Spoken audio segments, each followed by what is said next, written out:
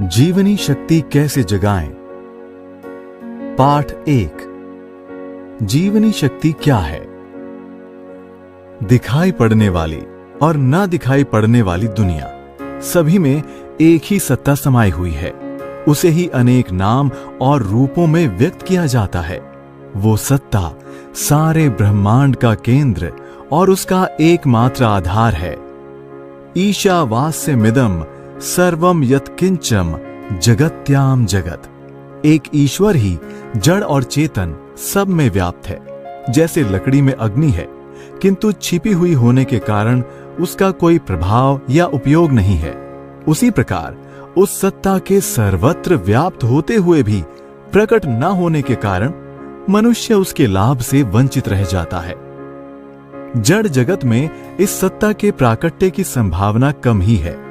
हालांकि संसार में ऐसे उदाहरणों की कमी नहीं है जब जड़ में भी चेतना आ गई।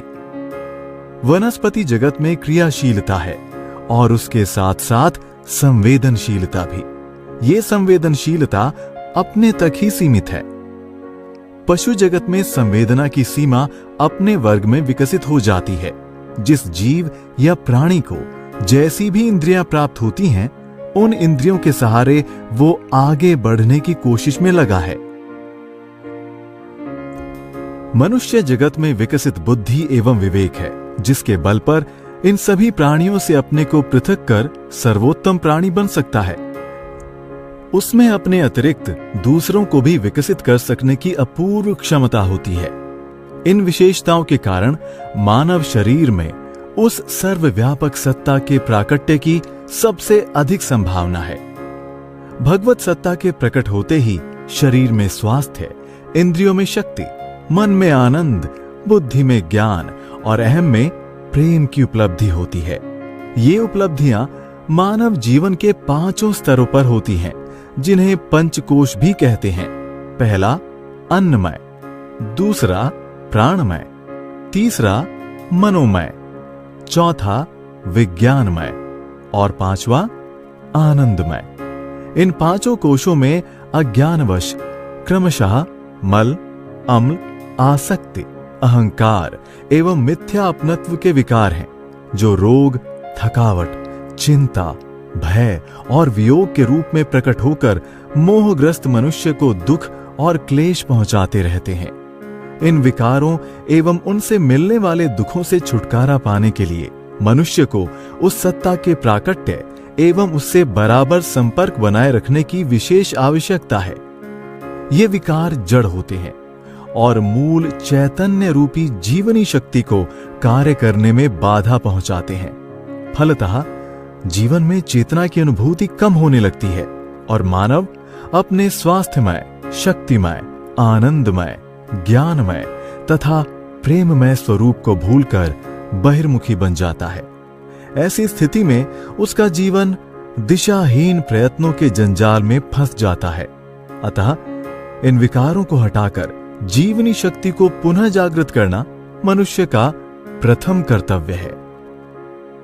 जिस शक्ति के रहते हुए जीवन का बोध होता है एवं अहम, बुद्धि, मन, इंद्रियां एवं शरीर अपना कार्य करने में समर्थ होते हैं, वही जीवनी शक्ति कही जाती है। शिशु जब गर्भ से उत्पन्न होता है तो समाज या माता उसे तभी अपनाती है जब वो जीवित होता है। वो जीवित तभी माना जाता है जब उसमें जीवनी शक्ति उपस्थित रहती है। आध्यात्मिक रूप से भी परमेश्वर की अखंड सत्ता ही जीवनी शक्ति के रूप में मानव शरीर में रहती है और इसे आत्म साक्षात्कार के द्वारा ही जानना संभव है। ये जीवनी शक्ति उसी सर्वव्यापक चेतन सत्ता से संबद्ध है जो चराचर में व्याप्त है और जो सबका आधार है।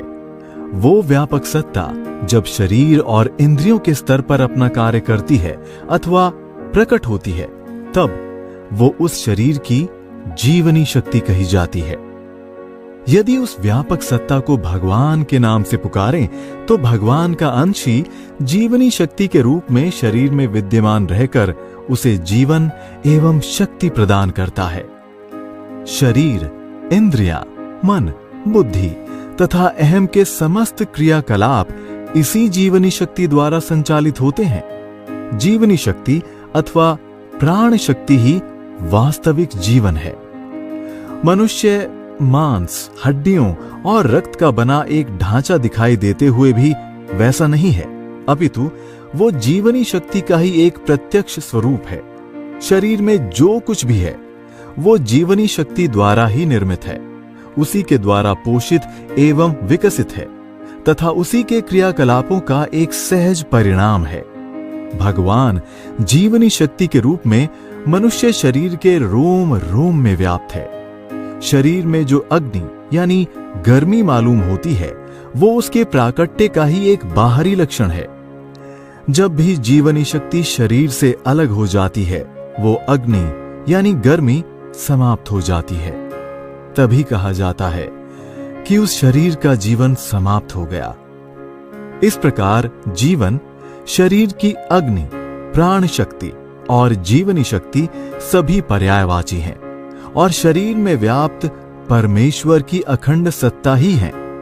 भगवान ने स्वयं कहा है, अहम वैश्वानरो भूत्वा प्राणिनाम देहमाश्रितः प्राणा प्राण समायुक्तः पंचामयनम चतुर्विधम।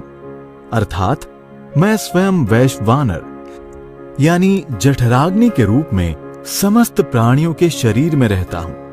चारों प्रकार के भोजन को प्राण व अपान से युक्त करके मैं ही पचाता हूं। शरीर की अग्नि अथवा शक्ति भगवान से ही सहज रूप में प्राप्त है। वो भोजन आदि किसी अन्य वस्तु से प्राप्त नहीं होती। जीवनी शक्ति का संबंध स्पष्टतया भगवान से ही है और जो व्यक्ति इस शक्ति का संबंध भोजन से मानकर आवश्यकता से अधिक मेहनत से पहले भोजन करता है अथवा पौष्टिक मानकर इस प्रकार के भोजन करता है जो पचाने के लिए जठराग्नि की सामर्थ्य के बाहर हो, तो वो वैश्वानर अग्नि रूपी भगवान का निरादर करता है और भगवान का निरादर करने से ही जीवन में रोग आते हैं। बहु रोग वियोग गनहि लोग है, भव दंग गृही निरादर के फल है।